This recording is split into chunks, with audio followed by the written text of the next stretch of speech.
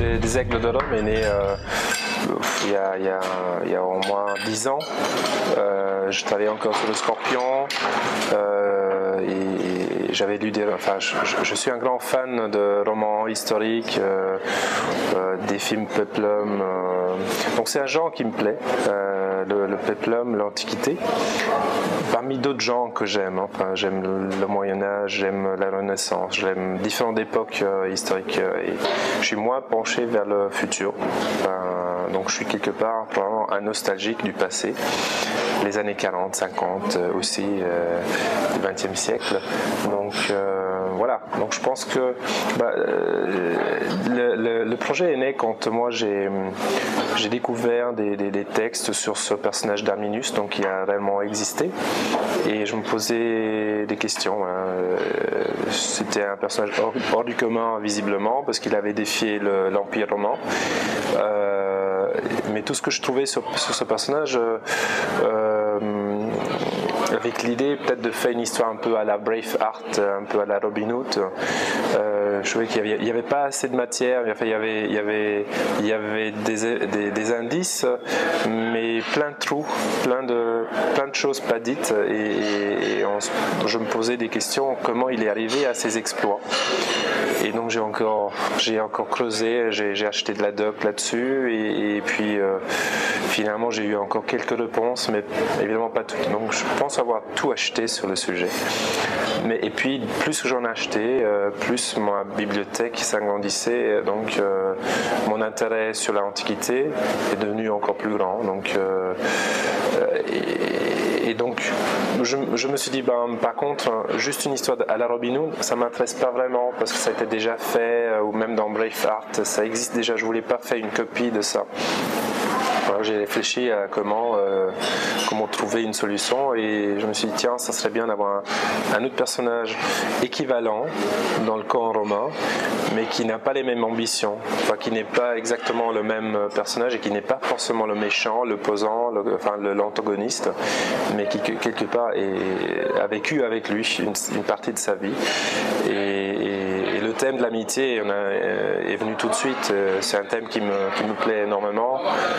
Donc le thème de l'amitié brisée, c'est classique, mais je pense que ça fonctionne toujours. Enfin moi je marche tout de suite dedans. C'est un truc qui me fascine.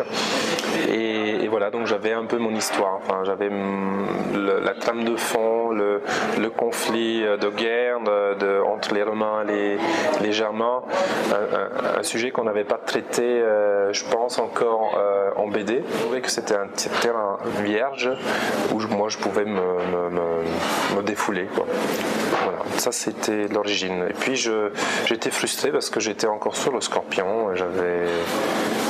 Voilà, je savais que ça prenait du temps, et puis j'ai commencé quand même à prendre des notes, à écrire des scènes, et puis j'ai tout changé. Le défi était assez grand pour moi, pour me lancer dans un projet tout seul, et puis j'aime les défis, et c'est un truc vraiment qui m'a motivé. Je me suis dit, est-ce que je vais être capable de faire ça, et en plus faire mes propres scénarios, est-ce que je peux assumer tout ça, est-ce que je suis capable de trouver vraiment aussi une fin qui satisfait après le lecteur.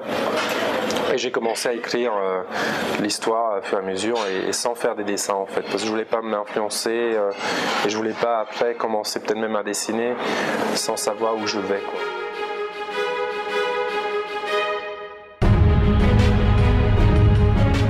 Je me sens plus à l'aise aujourd'hui, d'abord parce que j'ai réalisé les 4 tomes et que je vois que c'était possible. Avant, je ne savais pas. Je savais pas si j'arrivais jusqu'au bout, si on me laissait faire, si moi j'étais capable, je savais toujours un peu, je connaissais toujours la fin, je savais toujours à peu près où je voulais aller et comment le faire, mais je savais pas, je connaissais pas, je pouvais pas savoir l'ampleur que ça prendrait.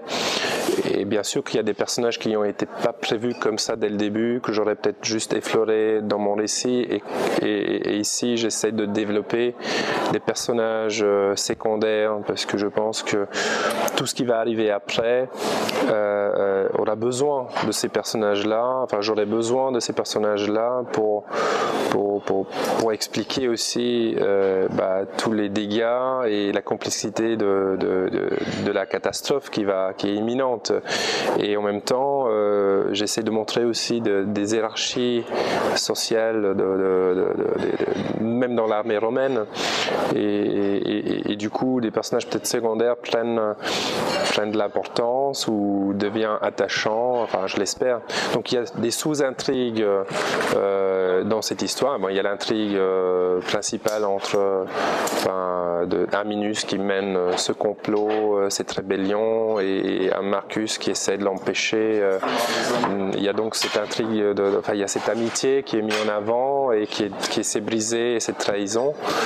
Et puis il y a des histoires avec des sous-histoires avec la famille, enfin la femme, le grand amour de Marcus Falco, l'enfant qui est visiblement le sien, mais lui il peut pas s'en occuper. Donc il y a plusieurs sous-intrigues comme ça qui alimentent le tout et qui complexifient aussi l'histoire.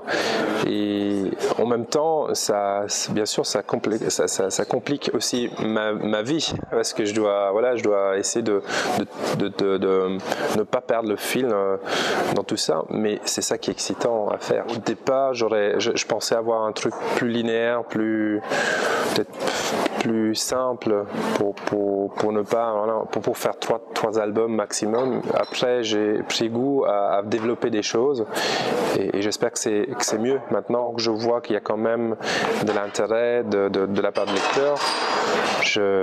J'essaye de profiter aussi d'aller plus loin, d'approfondir le tout, et d'aborder aussi tout le complot, tout le côté complot que j'aurais pu laisser tomber. Enfin, j'aurais pu aller tout de suite à la trahison, à la bataille, et puis voilà. Et ici, je m'amuse vraiment même avec des personnages qui sont peut-être à première vue pas intéressants pour moi graphiquement. Je me dis non, mais là il y a moyen de faire quelque chose. Les personnages de méchants peuvent se transformer finalement, pas en gentils, mais peut-être peuvent devenir attachants, mais peut-être faire des actes très très inattendus, et vice versa. Je pense que j'essaye de traiter aussi une société assez humaine. Il y a des ennemis partout, le danger est imminent, mais omniprésent aussi par la guerre, par le conflit. Mais même Arminius, il a ses ennemis même dans son propre camp.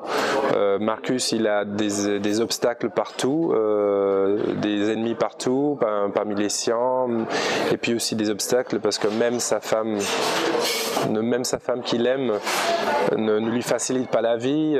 Donc c'est pour moi vachement intéressant. Je m'amuse vraiment, et j'essaye dans tout ça ne pas perdre le fil, parce que c'est ça le danger en fait. C'est plutôt gratifiant. Par moment peut-être oui, une inquiétude de savoir est-ce que j'en suis capable, est-ce que oui, bien sûr on a des moments où on se dit est-ce que tout le monde va me tomber dessus. Je suis certainement plus doué à dessiner, parce que je l'ai appris déjà il y a 25 ans ou plus, donc ça fait plus de 20 ans que je fais la BD, que je dessine pratiquement presque tous les jours. Forcément je maîtrise le dessin, et l'écriture c'est autre chose. Le français je l'ai appris sur le tard, donc ça c'est déjà un obstacle en soi, et puis écrire c'est un autre métier, mais en même temps c'est aussi un métier qui on raconte des histoires aussi en images, donc il y a un lien,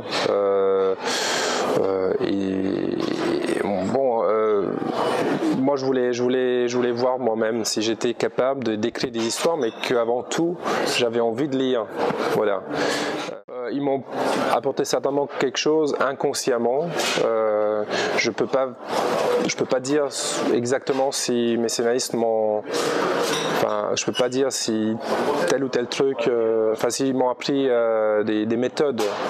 Je pense que c'est important de fonctionner aussi par l'instinct et se nourrir surtout et de se rappeler ce qu'on a lu, ce qu'on a vu au cinéma, au théâtre, de se nourrir de plein de choses, la peinture, d'essayer de ne pas seulement se nourrir du sujet qu'on traite, c'est-à-dire de ne pas lire seulement des romans historiques ou de péplum, mais d'essayer de lire un peu tout et après ça va forcément influencer inconsciemment le travail qu'on fait, que ce soit maintenant du péplum, du polar, du western, peu importe. Après, avant tout, il faut une passion pour ce qu'on fait.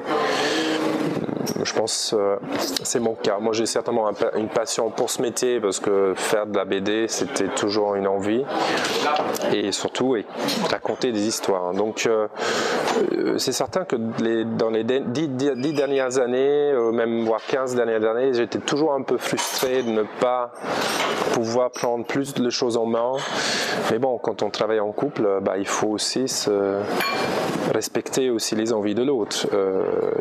Et quand on travaille seul, on a toutes les libertés. La bonne chose dans tout ça, quand on bosse seul, c'est que on ne doit pas demander l'avis de l'autre. Et ça, moi, ça me va très bien.